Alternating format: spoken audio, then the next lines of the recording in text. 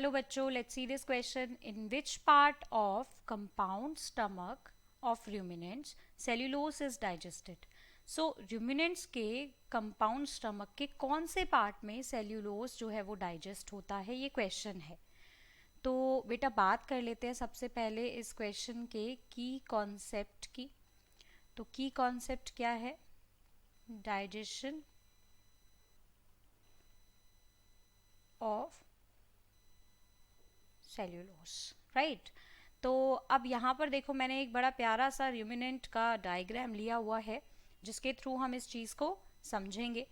तो सबसे पहले हम बात कर लेते हैं बेटा कि रूमिनेंट्स क्या होते हैं.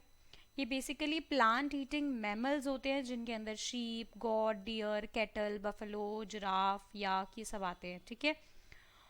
और ये कट च्यूइंग मैमल्स भी कहलाते हैं. क्या कहलाते हैं? Cut chewing mammals, right. तो देखते हैं क्या होता है. इन मैमल्स के पास 4 चैम्बर्स होते हैं इनके स्टमक में. तो इनके पास क्या होता है? 4 चैम्बर्ड स्टमक होता है इनके पास. ठीक है. अब जिसको ये डाइजेशन के लिए यूज करते हैं, राइट. अब देखते हैं क्या होता है यहाँ पर कि जब हम बात करते हैं रूमिनेंट्स की, तो बेटा इनका जो डाइजेशन प्रोसेस है ये कम्प्लीटली डिफरेंट होता है ह्यूमंस में.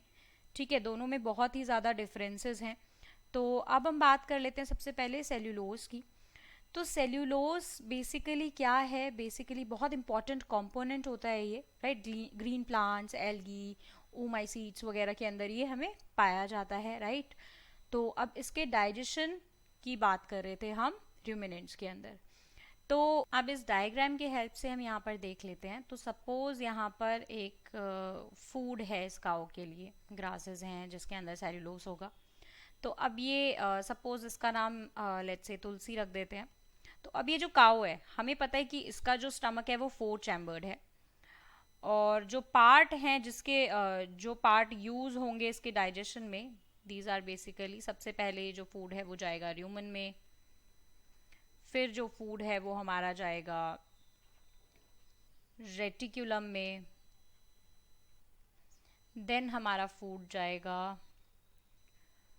ओमेसम में,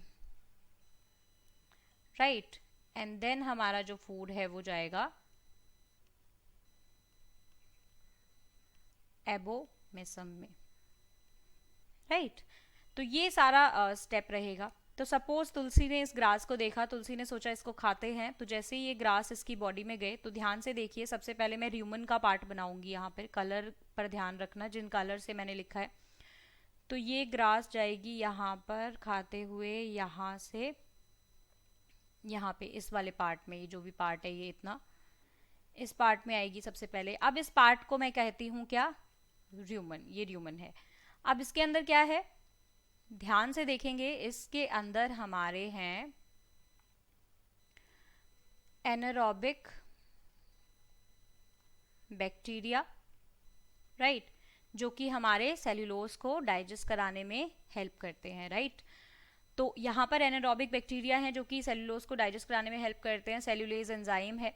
तो अब क्या है कि इन सब प्रोसेसेस में मीथेन भी जो है वो रिलीज होती है. तो इसी वजह से काऊ डंग के अंदर मीथेन पाई जाती है.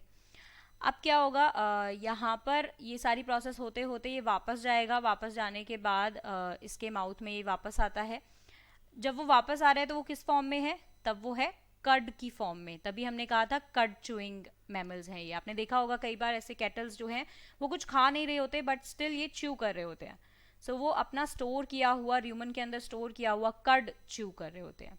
च्यू करके फाइन च्यू करके उसको वापस भेजते हैं ये. और वापस हमारा ये जाता है किसके अंदर? अब च्यू करके जब वापस जा रहा है ये, तो ये जाता है हमारे रेटिक्यूलम में, राइट. रेटिक्यूलम में ये जाता है यहाँ पर. यहाँ पर ये वाला जो हिस्सा है रेटिकुलम में जाता है. रेटिकुलम में जाने के बाद, दिस इज रेटिकुलम. रेटिकुलम में जाने के बाद ये आगे जाता है ओमेसम में. Omasum is here. This is omasum.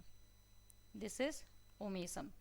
अब ओमेसम के बाद ये जाता है ट्रू स्टमक में. ट्रू स्टमक क्या होता है? हमारे रूमिनेंट्स के अंदर ट्रू स्टमक हमारा होता है एबोमिसम, फिर ये जाता है यहाँ पर, दिस इज एबोमिसम. सो यहाँ पर रूमिनेंट के किस पार्ट में सेल्यूलोज डाइजेस्ट हुआ? It is rumen. So according to this, rumen is the correct answer. I hope you understood it well. Best of luck. Thank you.